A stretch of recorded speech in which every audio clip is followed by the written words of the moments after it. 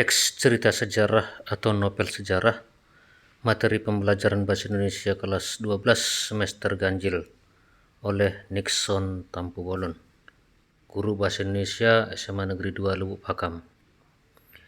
Pengertian teks novel sejarah atau cerita sejarah.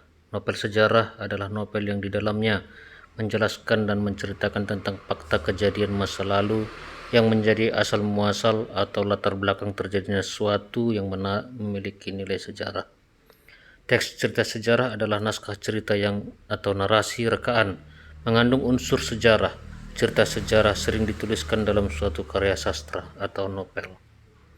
Struktur teks cerita atau novel sejarah yaitu pengenalan situasi cerita, pengungkapan peristiwa, menuju konflik, puncak konflik, penyelesaian, dan koda.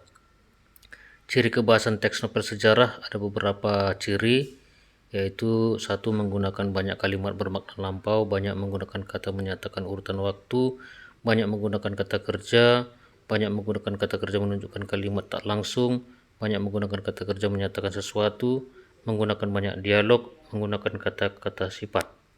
Ciri kebahasan teks cerita sejarah ditandai dengan adanya pronomina atau kata ganti, kata-kata menunjukkan kejadian atau peristiwa, adanya kata kerja atau verb material, dan konjungsi kata penghubung temporal.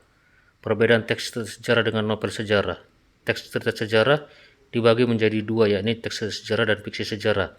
Direkomendasikan berdasarkan fakta kejadian masa lalu.